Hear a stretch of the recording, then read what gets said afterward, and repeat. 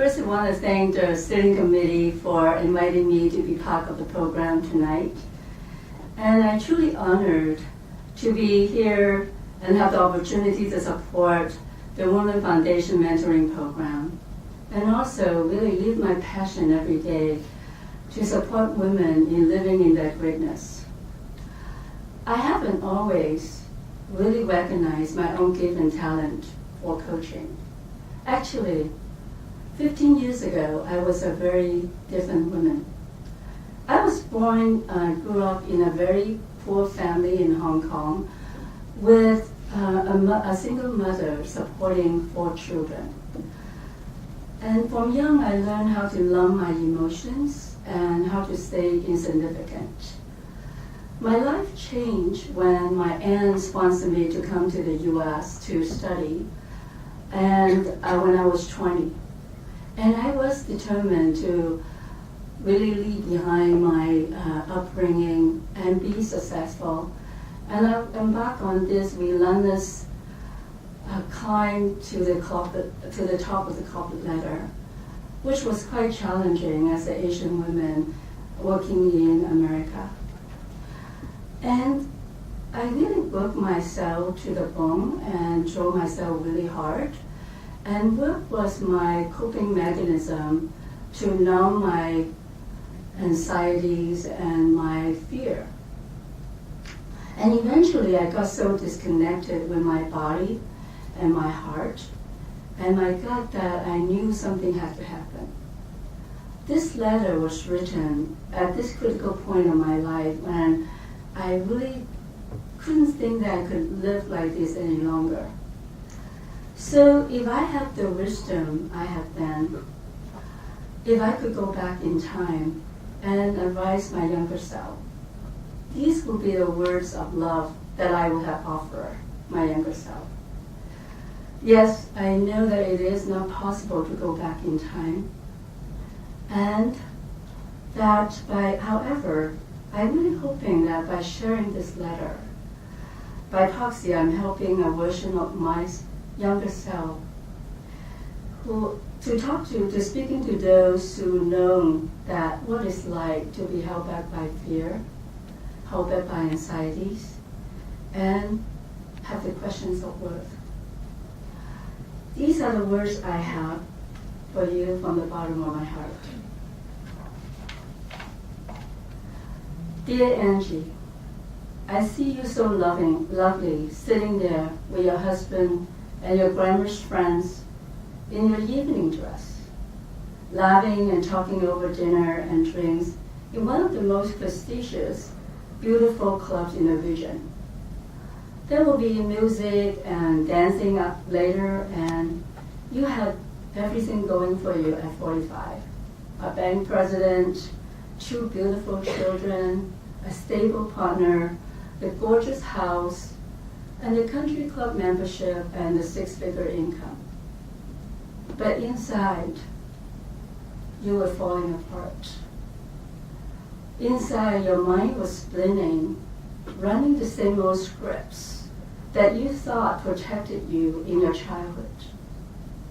The relentless need for approval, self-criticism, the persistent unworthiness. The voice of doubt was insistent and making your heart race. What if this was my fault? Maybe I should have been nicer. Well, maybe she wasn't suited for the job anyway. And maybe if I didn't push her that hard, she wouldn't have quit. The voices keep pounding at you, and your body started to shake, and you have to excuse yourself to the bathroom and take a few deep breaths. So the day before, you find that your VP of operation, the most experienced leader of your group, quit. And you knew that you drove your team hard, expecting the same of them as you did of yourself, putting in 80 hours work week, and drove your body to exhaustion with sleepless nights. You chase after success as if your external accomplishment will fill up the emptiness inside. But all it brought you is anxiety, disconnection, and feeling like a fraud. You've been those disconnected that from your heart and living so much in your head that your health is deteriorating and you're barely present for your family. What is joy in life? So no matter how far you and how hard you run, and no matter how perfectly you project a facade of success and confidence, someday you will have to stop running. Take a deep breath, turn face to face with all that you fear. The fear of not being loved, the fear of not being worthy, the fear of being abandoned and being alone. How I wish I could take you in my arms and magically dissolve all the pains and loneliness and give you comfort. But I cannot. But this is a journey that you have to walk yourself, a journey of self-discovery and self-love, self-acceptance, and self-worth. You will have incredible mentors and coaches who come and help you in your journey. But the courage and resolve is yours and yours alone. So hold your head up high and trust your being and honor your deepest longings. Be gentle with yourself and listen to the whispers of your heart. One day you will realize that the only thing worse than not loving by others is not loving yourself. You realize that the fear itself is more powerful than what you fear. You realize that the beliefs that you bought you keep you safe as a little girl are the thing that separate your heart from love. You will realize that you are a child of the universe, that you have the right to be here, no less than the trees and the stars. Angie, you have incredible gifts and talents to contribute to the world. Love who you are. Yes, even the hurt, the self-criticism, and the judgments. Breathe and listen to your inner self. It will tell you what you need to know.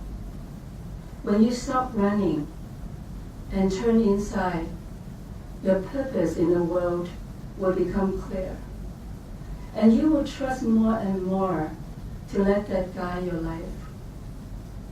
Listen no longer to what others want for you, but take the step to the life that you want to live. Above all, be kind. When you are your own best friend and lover, you can then listen to others with kindness. Hear their stories and struggles with compassion and instead of judgment. In the silence of inner wisdom, you will find your calling to help women leaders who struggle like you did. These women will feel safe to reveal their inner selves with you.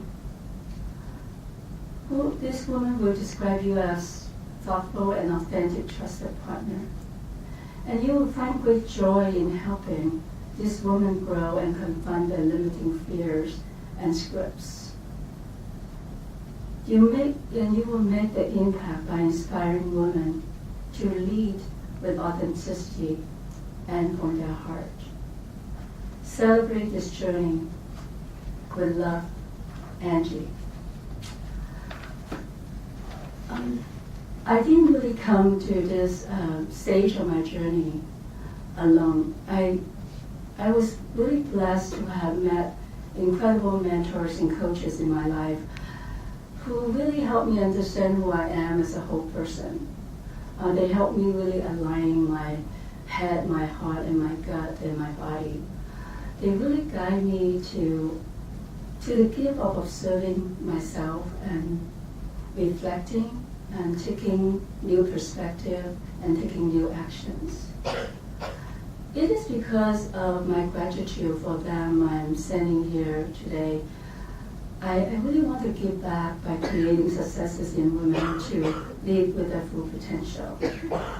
Because of having overcoming these struggles, I really have deep passion for helping women to look inward and face their personal challenges and to find their own sense of self and lead from their purpose. And really to develop skill to advocate for what they believe.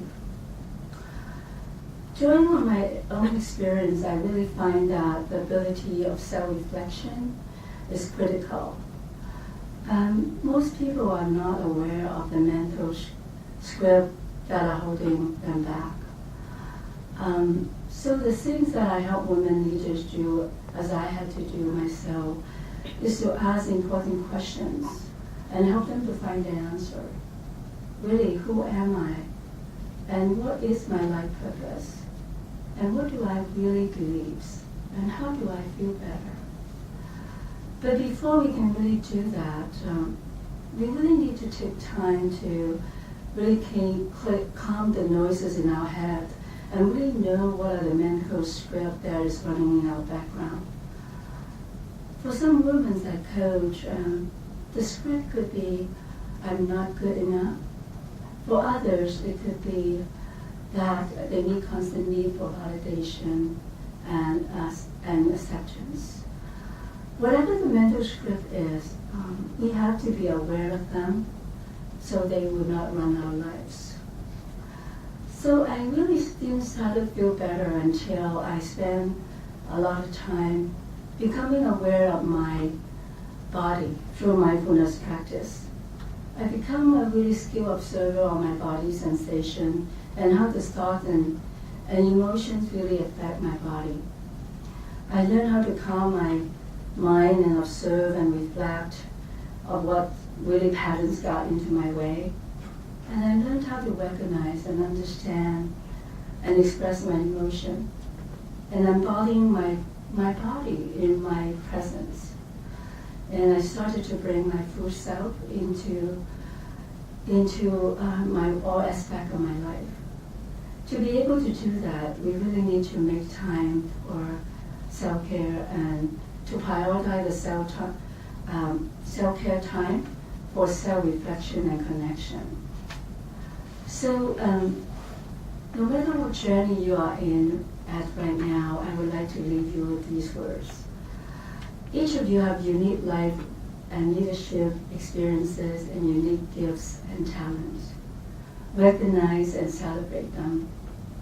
Notice what brings you joy in your life every day, and remember to celebrate you. And thank you for your presence today.